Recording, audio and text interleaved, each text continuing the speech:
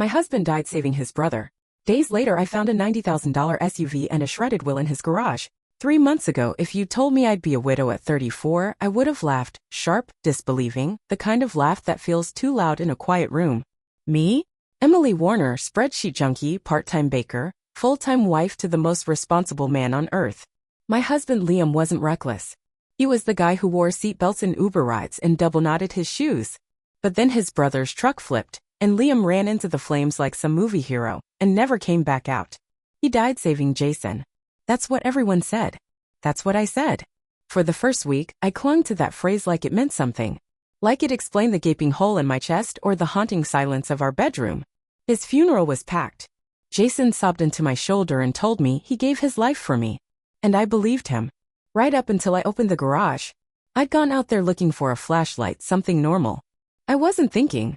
I hadn't even changed out of Liam's old hoodie. But the second I stepped inside, something itched in my brain.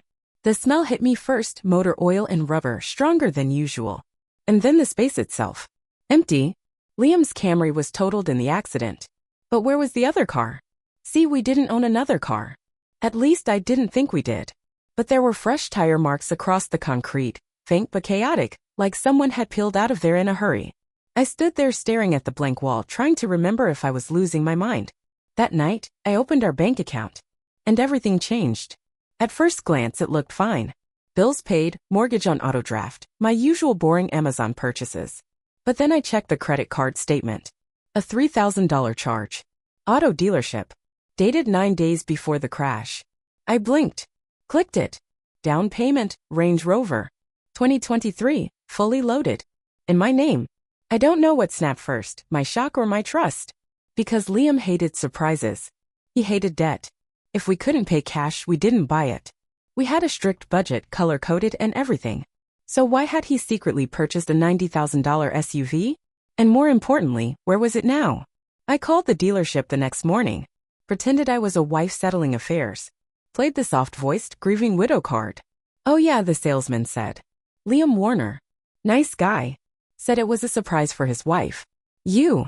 He was really excited. My skin went cold. Do you know where the vehicle is? I asked, already bracing. Registered to your address. He picked it up himself. Drove it off the lot last week. I thanked him, hung up, and stared out the window for a full 10 minutes, watching wind move through the dead grass. That SUV had been in our driveway, I'd just never seen it. It was real. And it was missing. That's when I stopped grieving. And started looking. I didn't sleep that night. I pulled up Liam's emails, combed through them for anything weird. There was nothing. No insurance changes. No financial red flags. Nothing except a single message from a burner email, archived in a folder called Rec, short for receipts, I guessed. The subject line? We had a deal. I clicked it. The message was blank. And just like that, I was fully awake. The garage had a dusty old workbench Liam barely touched. But now I crawled through every drawer, tore through every cobwebbed box. Batteries. A rusted wrench. A broken drone. Then, wedged behind a pile of paint cans, I found it. A small black fireproof safe. We bought it together a year ago. He said it was just in case. It was locked. I hesitated for 5 seconds before grabbing a flathead screwdriver and prying it open. Not out of disrespect. Out of necessity. Inside were 2 things. An envelope labeled Emily in Liam's handwriting. And a shredded document barely held together by a single rubber band, his will. I pulled out the envelope. My hands were shaking. The note was short. Scribbled. Almost frantic. Emily. If you're reading this, it means I didn't fix it in time. I'm sorry. There are things I never told you. About Jason. About the SUV. About the will. I thought I could protect you by staying quiet. I was wrong. Please don't trust him. L. I read it 3 times, then looked down at the shredded will. Why would he destroy his own will? Unless someone was trying to change it. Unless someone had a reason to want Liam dead. I sat on the cold concrete floor of the garage for a long time. Just sat there.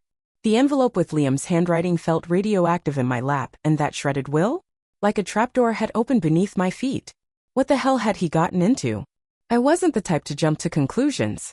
I don't read true crime for fun or dream up conspiracies in my coffee. But I knew Liam. He didn't lie. He didn't buy flashy cars. And he definitely didn't keep secrets this big. Which meant someone else was lying. And I had a name. Jason. The next day I invited Jason over. I told him I'd found some of Liam's old documents and needed help sorting through things. Nothing serious. Just enough bait. He showed up an hour later, freshly showered, wearing a college football hoodie like we were back in 2011. I noticed the car in the driveway immediately. A matte charcoal Range Rover. Brand new. He caught me staring. "Oh, yeah, one of my clients owed me a favor," he said with a grin. "Let me borrow it for a while." I didn't say anything. Just smiled and nodded and led him into the kitchen. "Coffee?" I offered. "Sure. Black." While the kettle boiled, I watched him walk around the house like he owned it. He touched Liam's favorite chair, picked up a framed wedding photo, smiled a little, then sighed, placing it down with exaggerated sadness. "I still can't believe he's gone." "Yeah," I said, setting a mug in front of him. "Crazy world. You know, I've been wondering what actually happened that night." He blinked. I kept my voice light, casual. "I mean, you crashed, right? But how?" Jason hesitated just a beat too long. Then, dear. Swerved to miss it. Lost control. I nodded slowly. "You were sober?" His eyes narrowed. "What are you getting at?" "I just need the whole picture," I said. "Insurance stuff." He exhaled hard, ran a hand through his hair. "Yes, I was sober." "Jesus, Em. You think I wanted that to happen? You think I wanted him to die?" That's when I asked the real question. Why would he destroy his will? He froze. Like, physically froze. Cup halfway to his lips. Color draining from his face. It was subtle, but I saw it. "What?" "I found a shredded version in the garage," I said, watching him closely. "He left a note too. Said not to trust you." Jason's laugh was way too loud. "Are you serious right now?" I didn't respond. He stood up, pushing back the chair so hard it screeched. "This is messed up. You're grieving. You don't know what you're saying." "Then explain it," I said calmly. He didn't. Instead, he grabbed his keys and left without finishing his coffee. That night, I took photos of everything. The note. The will. The Range Rover still parked down the block. I started my own spreadsheet, just like Liam would've, and began collecting data. March 2nd, down payment made under my name. March 3rd, will last accessed on Liam's laptop.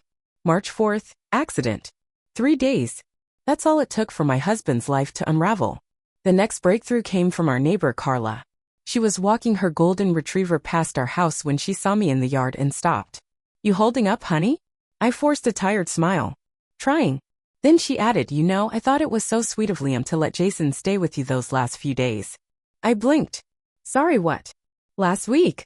I saw him coming out of your garage a few times. Thought maybe he was crashing with you." My stomach dropped. "He wasn't," I said slowly. Carla tilted her head. "Weird. I definitely saw him. He was driving that dark SUV too." That was it. I went back inside and pulled up our security camera app, the one Liam installed 2 years ago after a package got stolen. He'd set it to archive footage for 14 days. There he was. March 2nd, 11:47 p.m. Jason. Unlocking the garage with Liam's keys. Pulling the SUV inside. March 3rd, 1:12 a.m. Jason again. Leaving with a folder in his hand. I paused the footage. Zoomed in. It was navy blue leather-bound. The same folder Liam kept his will in. I thought I might throw up. I called my lawyer the next morning. "Hypothetically," I said, "what happens if a man dies without a valid will?" "Well, assuming there's no official one filed with the court, his estate goes to next of kin. If he's married, that means you. And if there was a will but it was destroyed? Depends. Was it destroyed before death and by the person who wrote it? Then it's considered revoked. But if someone else destroyed it after the fact?" He trailed off. "That's a felony." I hung up, my ears ringing. Jason knew. He had found the will. He had destroyed it. Because somewhere in that document there was something he didn't want the world to see. Maybe Liam cut him out. Maybe there was a clause. Maybe he left everything to someone else. I didn't know yet. But I was going to find out. Because I wasn't grieving anymore. I was investigating. I didn't know what scared me more. The possibility that Jason had destroyed Liam's will after his death, or the creeping suspicion that Liam had known he might try. That note, "Don't trust him," echoed louder now. Like Liam had left me a map with half the roads erased. I needed the other half. There's something very grounding about doing your own digging, literally. That Saturday, I got up before the sun, pulled on gloves, and headed back into the garage with a thermos full of black coffee and a fire in my chest. I emptied every drawer. Every box. Took apart the old workbench piece by piece. I was halfway through unscrewing a shelf when I saw it. A flash drive. Taped to the underside of the bottom drawer, barely visible in the gloom. Liam had always been careful, but this was paranoid. I peeled it off with shaking fingers and ran inside. My laptop recognized it immediately. One folder. Final. Inside were 6 files. The first 5 were PDFs, insurance policies, retirement accounts, joint bank documentation, all updated, all signed. The last one? will_amended.pdf. I opened it and stopped breathing. Liam had updated his will just 8 days before he died. Everything, the house, the accounts, even his old 401k, was left to me. Except one line. Jason Warner is to receive no inheritance, no shared assets, no named beneficiary status of any kind. There it was. In black and white. No wonder the original was shredded. Jason had been cut out completely. And if this updated version wasn't filed officially, then under Ohio law, I'd inherit everything by default. But Jason wouldn't have known that. Unless he saw the hard copy and panicked. Destroyed it, hoping to cover his tracks. The SUV. The burner email. The weird tension during our coffee conversation. It all snapped into place like a trap closing. Liam knew his brother would come after something that wasn't his. And I knew now what Jason really meant when he said, I owe him everything. He was talking about the inheritance. On Monday, I called Jason. I need to see you, I said. He sounded hesitant but agreed. We met at a park, public, open. I wore sunglasses and kept my phone recording in my coat pocket. He showed up late, of course, striding over like he wasn't sweating bullets under that designer jacket. I've been thinking, I said as we sat on a bench. About Liam. About the will. His smile was thin. You're still on that? I leaned forward. I found a copy. A digital one. With a timestamp. He cut you out, Jason. He stared at me, mask cracking just a little. That doesn't mean anything if it wasn't filed. I blinked. That moment. That single slip-up. You knew it wasn't filed. His lips parted, just barely. Then clamped shut. You went into the garage the night before he died, I said softly. I have you on camera. You had the folder. You knew exactly what you were doing. Jason stood abruptly. I don't have to listen to this. Then listen to this, I snapped, standing too. If I find out you altered anything about that crash, if I find proof this wasn't an accident. He turned. You think I killed my brother? I think you're scared, I said flatly. And guilty people always are. He left without another word. That night, I called the insurance company.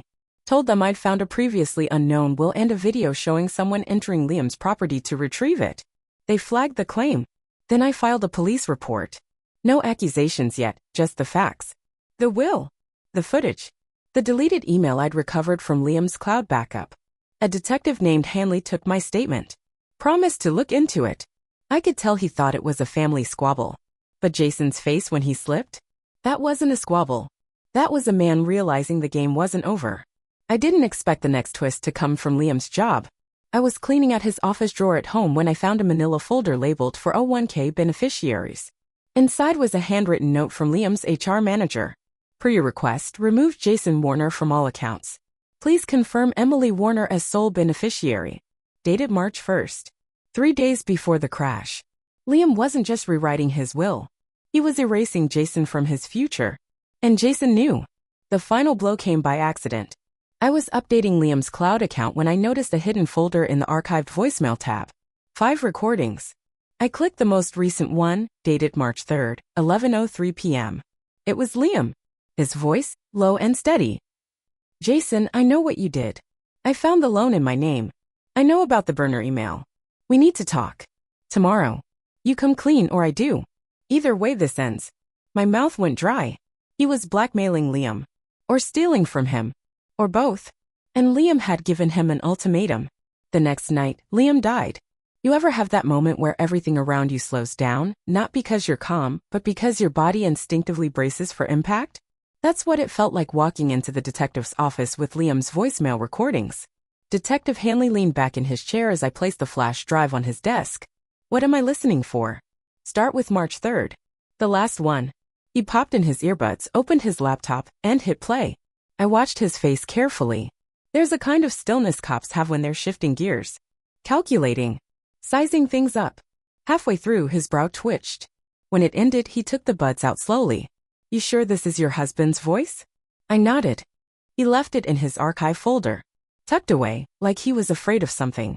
Hanley exhaled. That something might have been his brother. Things moved fast after that. Hanley got a warrant for Jason's financials. Turned out Jason had taken out a $45,000 loan using Liam's name and forged signature. That alone was enough for fraud charges. But it didn't stop there. Forensics pulled data from the wreck site, specifically Liam's car. Black box. Final recorded speed. Jason's statement didn't match the data. Liam hadn't swerved. There was no sudden change in direction, no sign of a deer or braking. And the seatbelt? Cut. After impact.